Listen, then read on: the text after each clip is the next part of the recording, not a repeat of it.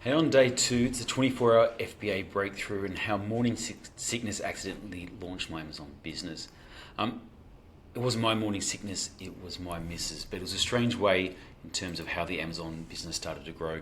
Just for those who haven't seen day 1, we went from having boxes on the doorsteps to traveling the world as a family. It's going through a 6-part series about how we got started in e-commerce, the lessons we learned along the way, the ups and downs, and a bit of a raw experience. Rather than seeing what all the gurus talk about, having these huge months in a linear progress, I'm just sharing with you the ups and downs we have, what really worked, what made the big differences, and how we got to the exit that was a combination of the business.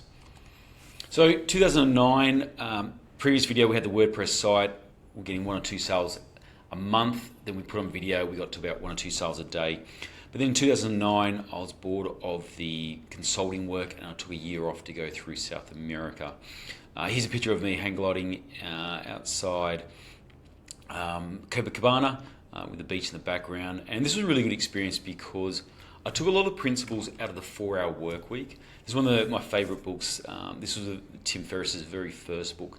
And it was fantastic. It really took the idea of having these muse, which is a side business where no matter what you're doing, if you have a muse and you live in a lower cost country, you can do a lot of things much easier. And a lot of the principles still apply today. And the book was actually misunderstood. It wasn't about working 4 hours a week. It was about how to be as productive in 40 hours as only 4 hours. And I misinterpreted at the start. I thought it was like work 4 hours a week instead of 40, but it was actually what are the principles. And this really, the big things I took out of this is if you move to somewhere low cost, it makes a massive difference. If you have a muse with income coming in that's not dependent on your location, frees up a lifestyle change, and look at different ways to outsource parts of your life. And that's when I got that VA hired, which I'll talk about later as one of the first employees. Look, the business was fantastic. It ran remotely, and luckily I had my parents to thank.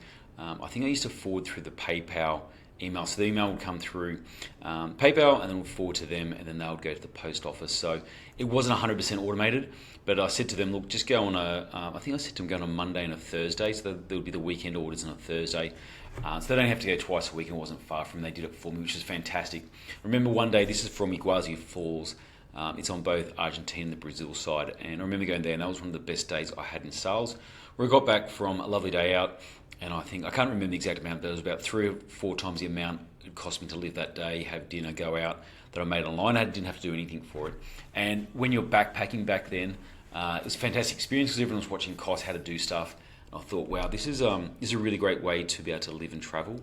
And I still remember that day, and that's why I have the picture of Iguazu 4 up there.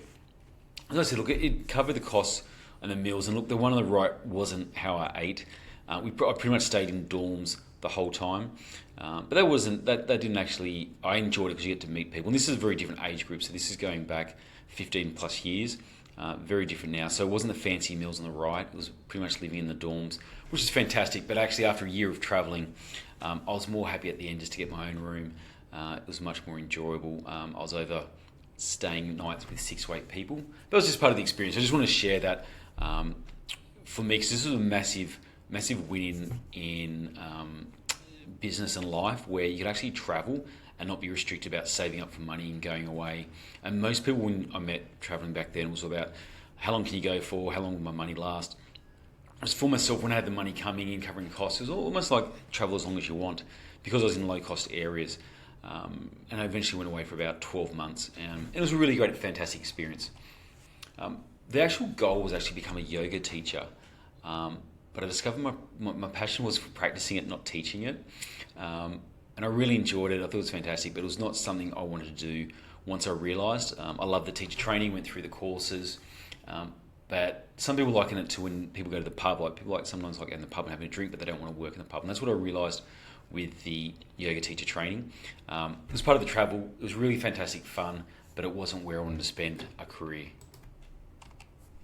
So what happened is after a year, I returned home and I went back into IT consulting. So I got a picture there. It was one of the big banks that I'd do the work for. But at the same time, I still kept the side business. So even though I did the consulting, sometimes it was long hours, sometimes it was short hours, I still really loved the online marketing, but I still didn't have a way to scale it yet. So I still had the same business, doing a couple of sales a day, bringing the money, but it didn't have the opportunity to scale. It's more like, oh, this is really cool, it's a bit cute, but it didn't really have anywhere to go long term. I didn't actually have the solution for it. I didn't know how could this business grow more. I did write out goals for it, where I wanted to grow it, and I knew where I wanted to take it, but I didn't have any means to get there because I was limited to a WordPress site and limited on the traffic. But then I met Shireen, future wife, and we planned 3 months of travel together with the wedding in New York. And that was the idea. We gave them, my cousin was getting married, would leave 3 months beforehand and travel around, I think, Mexico, and end up in New York for the wedding. But the problem was the consulting gig got cancelled. So I was in a contract there, and the idea was that we'd travel, but the consulting people said, hey, you've done such a great job, we're actually finishing up early, and now I didn't know what to do. I think it was about 6 months out. I had 3 months of doing nothing, and I said, okay, what should we do? And Shireen suggested, why don't you try and get a job in New York?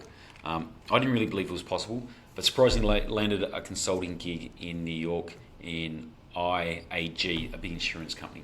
So it was around IT consulting, went over to Dublin, went over to Dubai, and absolutely loved New York. Shireen and I adored it, but the consulting work wasn't my passion.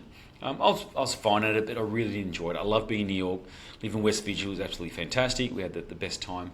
But I was only there because of the city. If that job was anywhere else, I wouldn't be doing it. The turning point came in 2013 when Shireen became pregnant. She actually came home, did a pregnancy test, and was pregnant. So that was a bit of a, wow, big moment.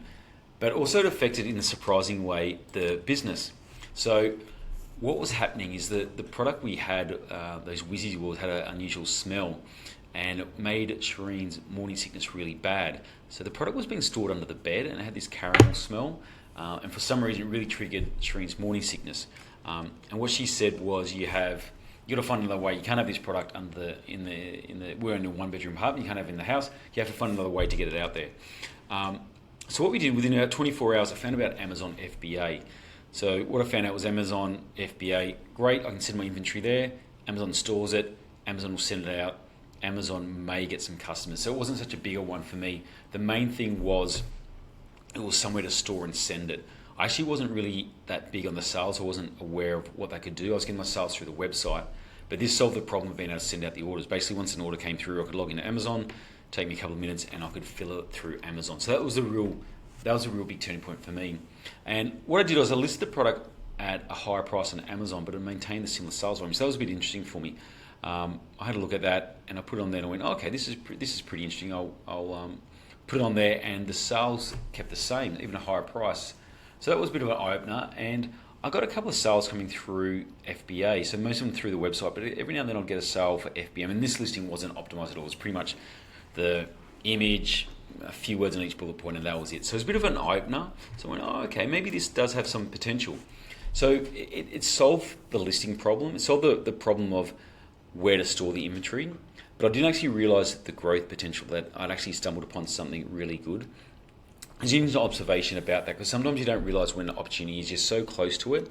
Sometimes they say the hardest part is people don't realize how close they are to victory when they stop. And on this one in here on Amazon, I sort of landed on a gold mine. I didn't even know it. The reason I got onto Amazon was actually just to store a logistics problem of where to store these products because of Shireen's morning sickness. But what I didn't realize is what potential it had in terms of growing a business. And that's where I go into tomorrow. So from day 3 to 6 in terms of next day, I'm going to actually go through the whole journey on Amazon, how we got the sales to take off, how we found products, and then how we exit the business. And I'll go through all that in detail. This is sort of giving the context to it. I really just wanted to share that this started off super small, no intentions of growing it large. It would have been great if it could, but I just want to go through how these things start. Just because when people take a product, they may get disheartened, you only get 1 product or 2 product sales, like we're getting a month. And then in a matter of time, once you find the right traffic source and how to convert, you can be selling hundreds and thousands of units a day.